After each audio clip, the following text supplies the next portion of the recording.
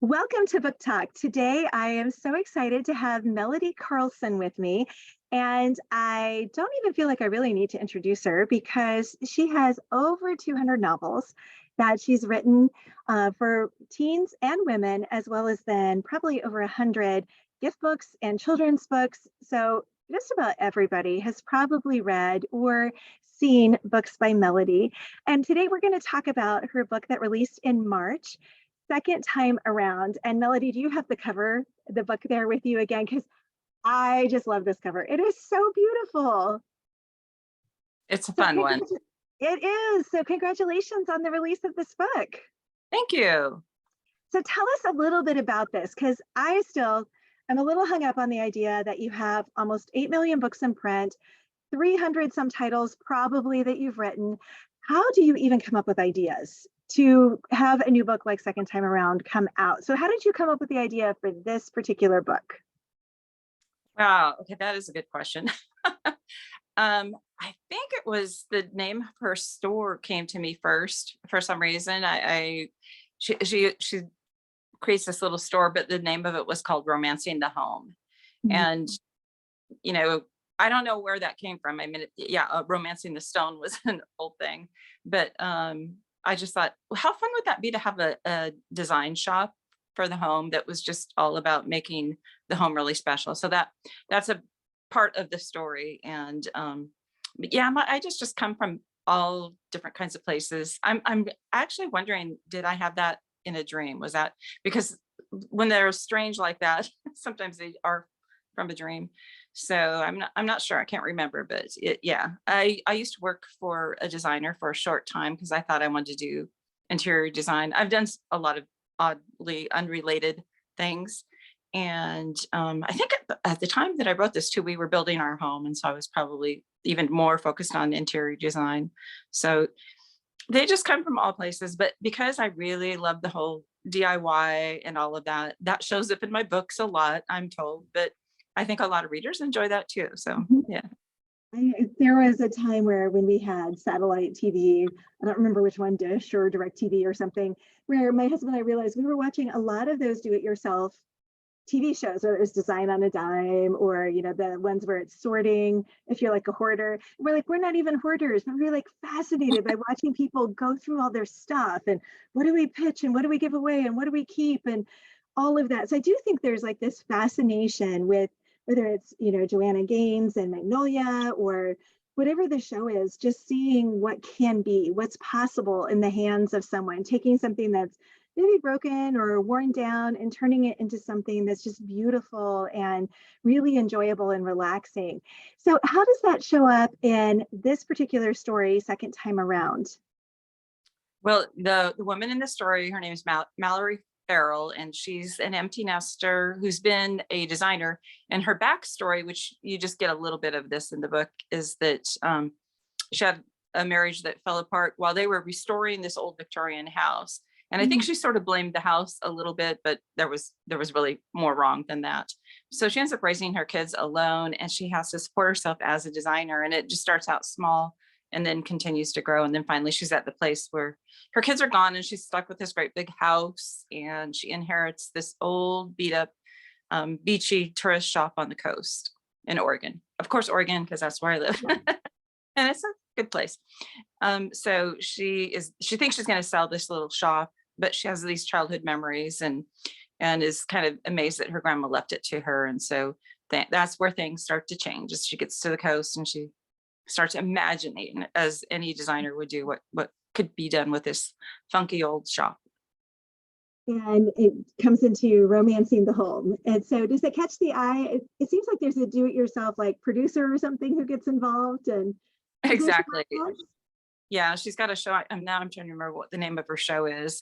It has some like Design Northwest or something like that. And she's this new show, and she learns about the shop through a mutual friend, and she comes, and of course by then Mallory has completely turned the shop into this amazing place, and their town's kind of been neglected as far as being a tourist place on the coast, where there are a few towns like that in the Oregon coast. Some of them just flourish and some don't. And so the hope is that having the show, that this will bring more traffic into the town. Mhm. But after she kind of books the show, she decides she wants to do Mallory's own home, her own, because it's romancing the home. So Mallory's home must be wonderful. Well, Mallory has since sold her Victorian home that's away from there anyway. And she's got this really ratty, awful apartment upstairs that her grandma hadn't done anything to, the whole time that she owned it. It was just trashy. And Mallory hasn't had time to do anything to it. So it's really ugly.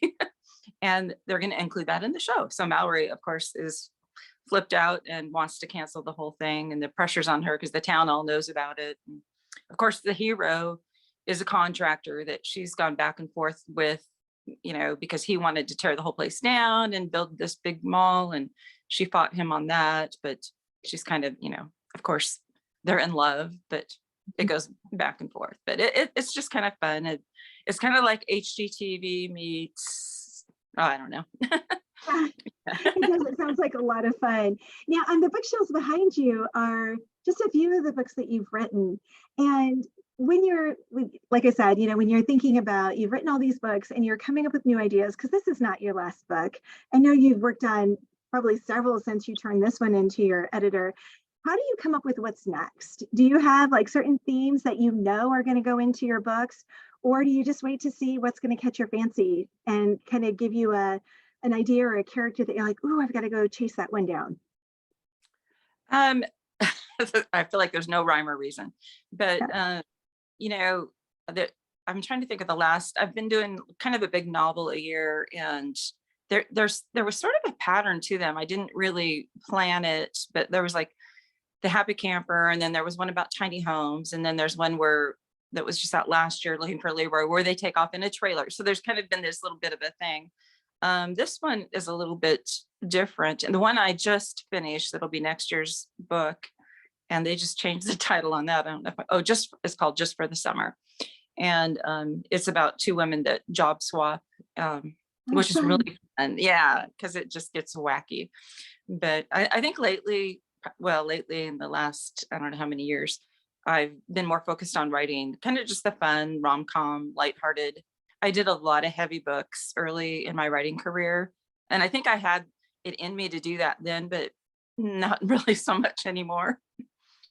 So yeah, the fun is probably bigger theme than anything right now. Yeah, well, I think that, I just think about even the books that I've been reading lately. There's so much, you think about like the earthquakes or school shootings or things like that. There's so much going on in the world around us that can feel really heavy, that then when I'm reading, I really am looking for something where I'm going to literally laugh out loud. I was reading Becky Wade's latest earlier this week, and there was a moment where I literally was laughing out loud. And my husband was like, "What are you reading?" And I'm like, "Oh, I've got to read this section to you." I think there's a lot of us who are just looking for that, something that's going to actually kind of lift our spirits or remind us that there's joy and there's light and life around us. So it can be easy to go, oh, rom-com, but it's important. Those are the movies I gravitate back towards. And I wish they made more of those. But you've turned some of your books into screenplays. What's that like? Because it's one thing to have, like when we're writing a novel, we're creating all of the sensory details, and screenplays are very different. They are very different. My first Hallmark movie, it was adapted by a team of two sisters. And I went up there and watched it being filmed and kind of studied what they'd done to the script in the book. And I'd already done some adaptations. So anyway, I thought, okay, the next one I'm going to do myself. So the next one, I had just finished writing it, The Happy Camper. And I went ahead and did the adaptation. And that movie, well, it got put on hold because of COVID. I don't know how many times. And then finally, about a year ago, it was filmed, and it just released this month on Up TV, on Up Faith and Family. It's still playing, and I think it's still playing on Up too. But it's a learning experience. To answer your question, what's the difference between a book and a screenplay? Yeah, it's like, of course, a screenplay is much tighter and shorter, but you've got the film advantage where you can, in just a moment, show things that it might take a whole chapter to write. But then on the other hand, you can't, it is really apples and oranges, because you can't do the same thing in a script that you can do in a book. It made me actually even appreciate writing books a little bit more, because you really get to ramble and you get to go places in a book that, unless you have just like some huge multi-million dollar budget, it's really hard to do. On our little low budget films, you just have to think tight and what can be done and how many, scenes is it's going to have and how much is that scene going to cost. I just did an adaptation of next year's Christmas book that it's crazy because my book actually starts, or it's in a make-believe town or a country actually in Europe, where it's kind of a royalty kind of book. And then I adapted it for South Africa, which is a totally different climate and for a Black audience, because the woman that wanted it for that. So talk about really changing things. I know, totally flipped it from hemispheres, but so that was really a good learning experience for me. But it is different. It makes my brain work harder, but it's kind of fun. Yeah, I would think that would be totally different, because like when I'm writing, I tend to see almost the movie playing, and then I'm trying to capture what are the key details, what are the key, sensory, what are they smelling, what are they hearing, what are they seeing, what are those key things that need to be conveyed, and then what can the reader fill in on their own. Like, I don't tend to be real heavy on physical descriptions, because I'm like, you can fill in a lot of details on what you think the hero should look like or what you think the heroine should look like, but the setting to me needs to be like almost a character in itself. But every writer is different on kind of how they calibrate that. And so, but then when you have like a script, I think it's really dialogue heavy and some of those kinds of things. I think it would be just a completely different writing experience. I'm not sure I could do it. Oh, I bet you could. But and I kind of do the way that you do too. I like to leave stuff to the reader's imagination. I like to set the scene, and I do often see the setting as a character. And I don't, like you said, I don't usually dwell as much on the physical characteristics, because I think the reader does like to imagine them. So I totally agree. But dialogue is hugely important. And I think that's the reason I first started getting interest from producers, was because I do a lot of dialogue in my books. I don't think I realized I was doing as much as I was, but like my Christmas novellas, for instance, they're just about the same length as a script, and there's a lot of dialogue. So they're pretty easy to adapt in a way. But the larger novels take a little more work, because you have to pare it down. And like I said, if you're a small budget, you've got to think about that, what's going to cost a fortune and what's not. So, but I bet you could do it. Well, maybe when I get bored with, writing novels and I'm like, okay, I need to learn something new, I'll try it. But my hats go off to those of you who do both, because I think that they're both different skill sets. There's a different way that you approach the story and the thinking about it. But I always love watching the behind the scenes on movies, like how the writers decided what to put in and what not to, and how they pick character, or, the actors and actresses that portray the characters and all of that. So when you're thinking about your writing, what does a typical day look like? Because you're essentially a full-time writer, but I know that's not all that goes on in your life. There's so much more. You're building houses, you've got all the marketing, you've got all these other things that are happening. What does a typical day look like for Melody Carlson, author extraordinaire? Yeah, well, when I'm actually on a deadline, which I am this month, although I did actually finish the book, now I just need to clean it up. But I kind of tend to get into my office, maybe 9. I don't go as early as I used to. And then I usually have, the typical email kind of things and marketing kind of things. And, if I have an interview or whatever, blogging, trying to do that. And then I get into seriously writing probably, 10-ish. And then I put in usually about a 6-hour day. I used to do longer, but I'm not doing as many books as I used to do. So I do give myself a little more grace, a little more time, which I'm enjoying. Right. And when I'm not on a deadline, a lot of times I don't go into my office, but then I can only go so many days before I just get, and even though I've been done with this book, just only for a week, but I was giving myself a break. But then an idea came to me for kind of a short story, and somebody had asked for something. And so I just sat down yesterday and did it. And it was so fun, because it's so different from what I was working on. And then of course, then I get an idea for a new book, and then I got to get back on. But Mhm. I do try to give myself a break, stay out of the office. And yeah, I think you need to refresh your brain. Yeah, and I think that's one of the things I had to learn the hard way because I tended to be, well, because I've got a full-time job plus a family and the writing. And so I was like, I've got a deadline and I have to just write this many words a day. And I just have to do it regardless. And realizing that there's actually a purpose and a rhythm to kind of stepping away and giving myself a break, especially if the words aren't coming, and then coming back to it. And that there's actually that's part of the creative process, at least for me, in being able to go and like people who just stop reading when they're writing, I'm like, I can't do that. I might read a different genre when I'm writing, but I'm always reading and I'm always um, reading nonfiction or looking for ideas for that next book while I'm working on this one so that I've got like lots of different ideas going. And so it's always fun to kind of hear how other people do it because I think there is you walk away and then at a certain point you start going, oh, okay, I'm ready. I need to start creating something, whether it's a short story or a novella or whatever. But it's just kind of part of who you are. Yeah, it's hard not to. I used to jokingly say to my husband, if I wasn't creating, with the words, I'd probably be redecorating our house all the time, which could get expensive. Yeah, And exactly. but it's like I need to do something creative. And like when it's wintertime, I'm not gonna be out in the garden. And right now we've got enough snow to build a really good snowman. But yeah, I need to do something. Yeah. So, how do you celebrate when you get to the end of a book? Do you have some way that you kind of commemorate, oh, I'm done, this is a huge accomplishment? Or is it just kind of, this is my job and I've done it and now I'm on to the next one? It's probably kind of turned into this is my job and I've done it. And I feel relieved. I know I used to do more early in the game. I used to get a massage every time I finished a book. But then I was writing so many books.